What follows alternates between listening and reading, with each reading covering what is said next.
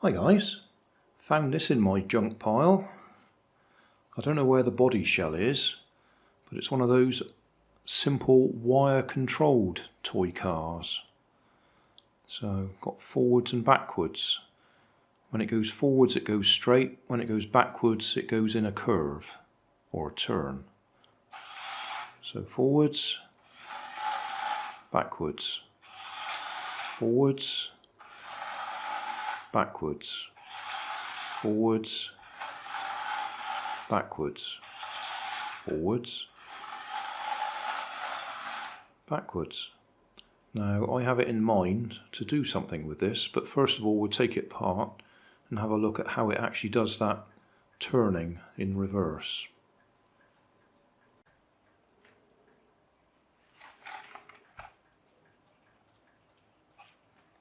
1, 2, 3. It looks like it clips together at the back there. I'm pretty sure I've taken this one apart before at some time. Because I think I've used it for something else. I don't think I need to take this off. I think this is just the front bumper. Yeah, alright.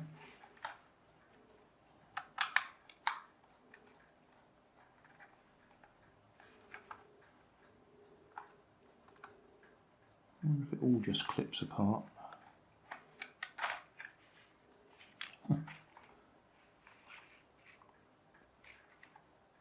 This is obviously a multi-purpose chassis, because that says wheel alignment there for when there would have been a peg in there for adjusting that. So I expect you can get a radio control version of this, or at least using the same basic chassis. But how does it come apart? Looks like you've got to undo this.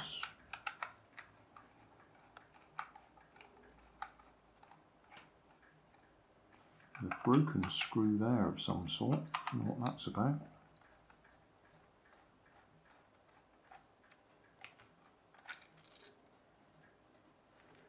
Okay, well that's not much more help.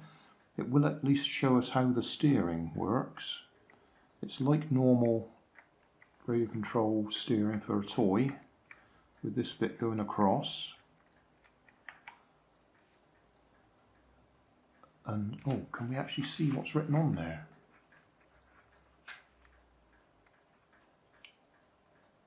I don't know if the camera will pick it up. It's coming really close. Right, that says simple function, and over there it says full function. So it's a matter of probably which way up that particular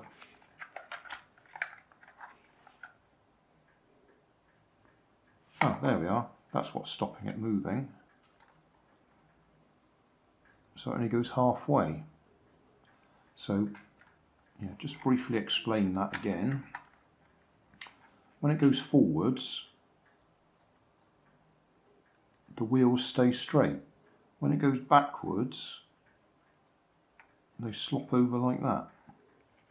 Because of the position of the pivot, the wheels naturally pull across like that when it's in reverse, but when it's going forwards they naturally straighten up because of the action of the pivot. But if we take that off, turn that around the other way so there isn't that stop piece there,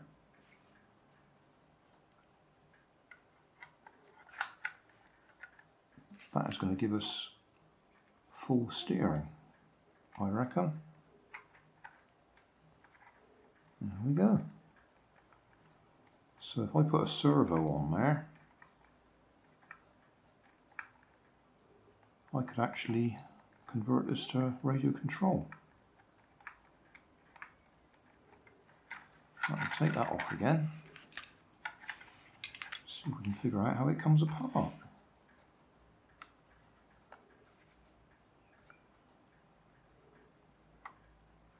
This is a bit of a novelty. There is a screw there.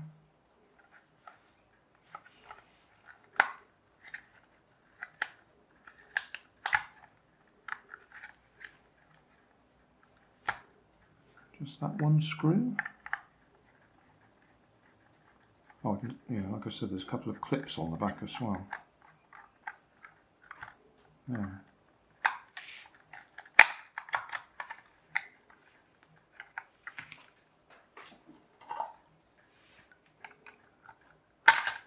There we go. So we've got a dummy battery box. When I say dummy, it's screwed in from the bottom.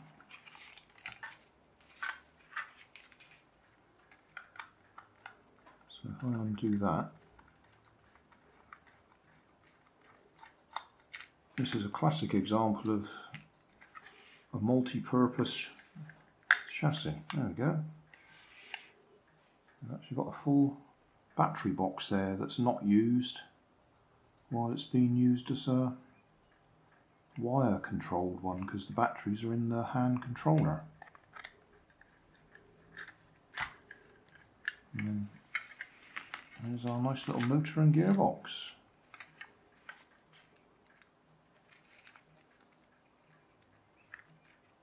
Metal gear. That's unusual, metal pinion gear. Do I really need to take that apart to show you what's in it? I suppose so. There's always somebody who says you didn't take it all the way apart.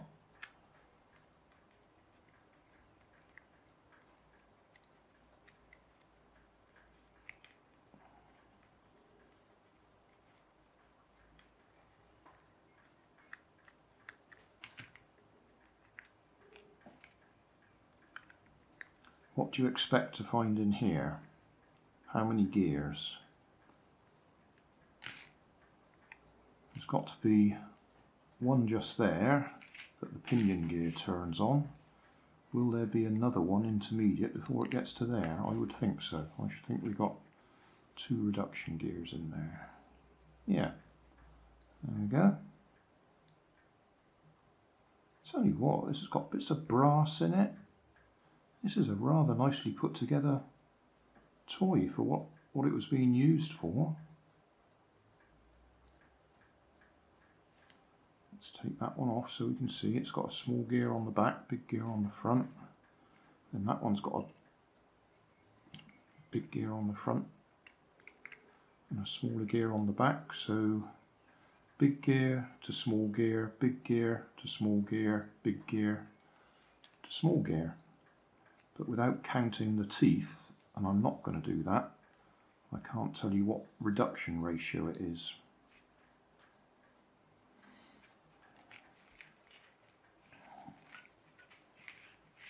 And that one would turn that one. Yeah. Oh, that's surprisingly good quality. It always impresses me when you get bits of brass in there. They're usually all plastic. And stripped a little bit of plastic in the thread there. I'll deal with that in a second. Let's put that one back in because that's the easy one. Turn it back a little bit so it starts to click and then do it up. That's a nice little gearbox there. Right, can we get that out of there? Obviously that means there's not much plastic left in there to grip.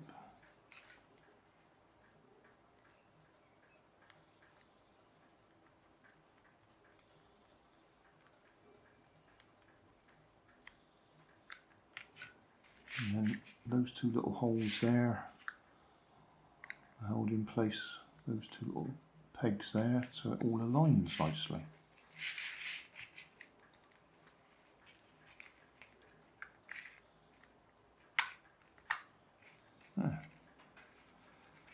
Is there any manufacturer details anywhere? I did see something, yes. Don't know if the camera will pick that up. It does actually say Science Toys Limited.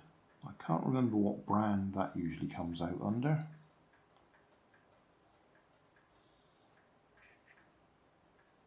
But clearly it's able to take 4 AA batteries if you put little plates and springs in there.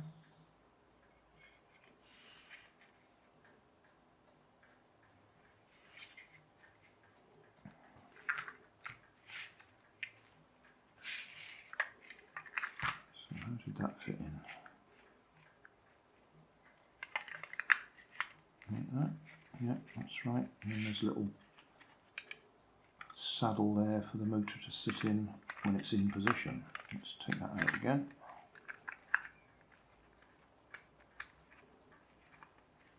Okay.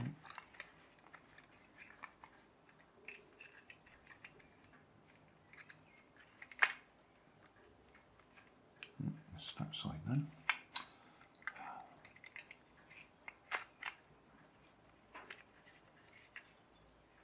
Come on.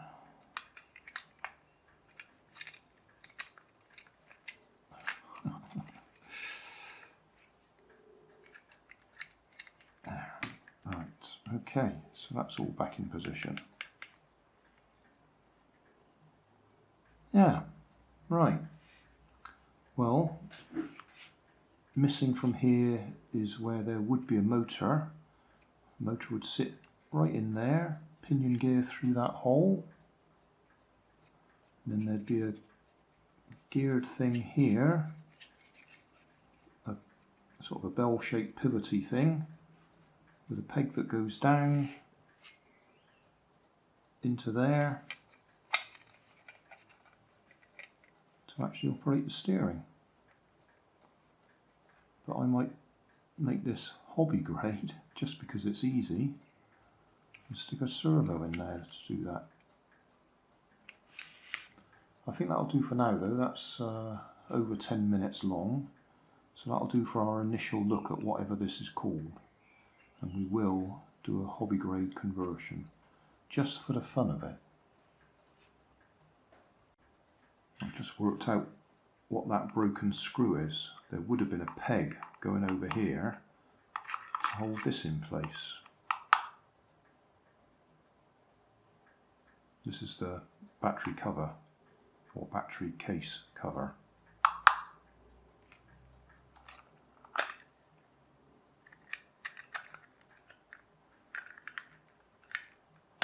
But I don't think there's any way we can get that screw out because it's snapped off clean.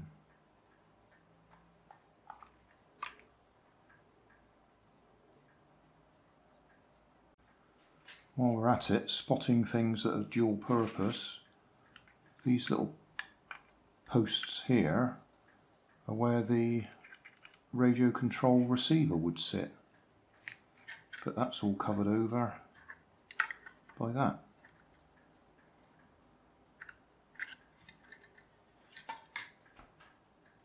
Yeah, fascinating. Just spotted another little bit down there.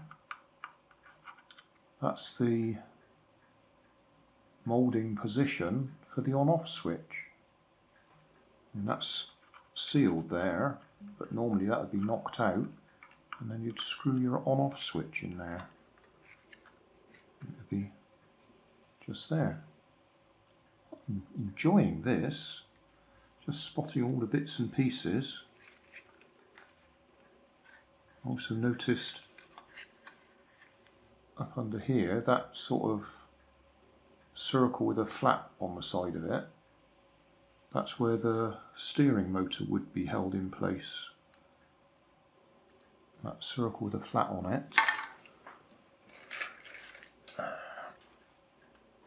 would be the equivalent of, there you are, there's a typical motor. So that bit would be located in there, but it can't at the moment because this one's got all wires on it.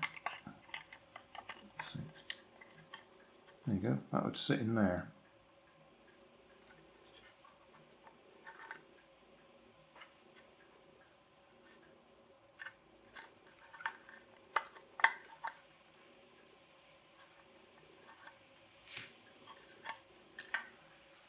So if I knew the shape of the bits that were going to go in there, the gear and the sort of half moon shape that would push the steering push rod across, I could actually print it, but I'm not going to.